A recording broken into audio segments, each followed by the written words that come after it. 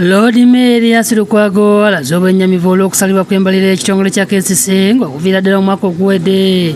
Bazze nga bagisala nga baweebwa ensimbi y'obuwumbi 916 kyokka ku mulundi guno bagisalidde ddala ne baweebwa obuwumbi 720 zagamba nti ntono nnyo ezisobola kuddukanya mirimu gya kitongole. Ng'olwo baggyeko obuwumbi 233 ate nga mu strategic plan gye twakakola ey'emyaka 5 2025 2026 229 230 nga tugamba nti ekitongole kijja kuspendinga trillion 11 n'obutundutundu 9 ekitegeeza nti buli mwaka nga balina okuwa KCCA trillion 2 mu obuwumbi 4 naye kati bazisaze n'obutono obubadde olwenda mu 16 bazisaze ne zidda ku 720. Mu kino Lukwago ategeeza nga bawandiikidde Speaker wa Parliament ku nsonga eno kubanga gavumenti yasuubiza okubanga ekitongole kya KCCA ssente zimala okutereeza ekibuga ne Parliament yonna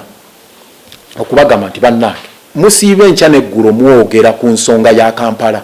Kano ke kaseera ak'amazima gye bayita moment of truth. Lukwago agamba nti ekisinga okweraliikiriza kwe kuba nti ssente ezikola ebintu eby'enkizo baziggyeemu nga n'anokoddeyo ssente z'okuzimba emyalo okugiddaabiriza, ssente za kasasiro nazo zaggiddwako ssaako n'ebirala. Ne bagamba Wakaliddubi ne Nalukolongo giveemu ssente tezimala ne kusigalako okumaliriza ogw'omu Lubigi meters 9 ezaali zisigadde nga bazitaddeko obuwumbi 29 n'ezo ssente baziggyeemu. Ekitegeeza nti ku kukola ku myala eminene mu kibuga Kampala tewali n'ekikumi kiteekeddwayo. Annyonnyodde ng'okuzimba emyala mu kibuga Kampala bwe kiri ekikulu ennyo nga kiyambako mu kukendeeza ku mataba agatawaanya bannakampala naddala abasuubuzi mu biseera eby'enkuba gano gazinga bayingira mu maduuka gaabwe. Lukwago era yeewuunyizza okubanga n'obutale bwalekeddwa bweru ng'obugenda okukolebwako bwewoboka obuvugirwa bbanka y'ensi yonna era nga nabumenye. Mulimu akeggaba ne Busafi wamu ne Kamwoja at least obwo bwezo ssente za World Bank naye buno obulala kitintale n'obuno bulala bulina okukolebwako wapi temuli n'ennusu. Agamba nti nekikolebwa kigendereramu okunafuya ekitongole kya KCCA nti wadde nga yagenda naye agenda okumuddira mu bigere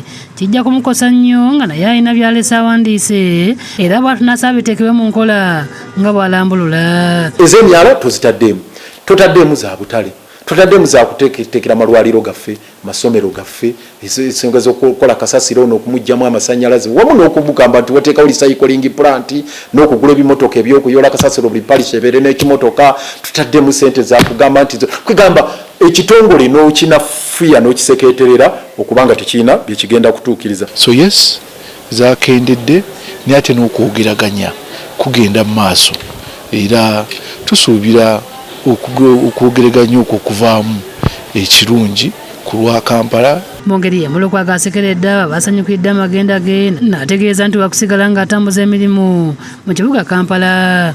Oba wendi wano oba siriiwo nsigadde ndi stakeholder mu kibuga era olutalo lukyagenda mu maaso. Akukulumidde abagenda mu maaso n'okujaganya ssaako n'ababagente nga bakakasizza nti akyali munnayuganda atalina gy'alaga. Amisi Kigundu n'acelebratinga, Bosco Muwonge n'acelebratinga, waliwo n'abaali ente 10.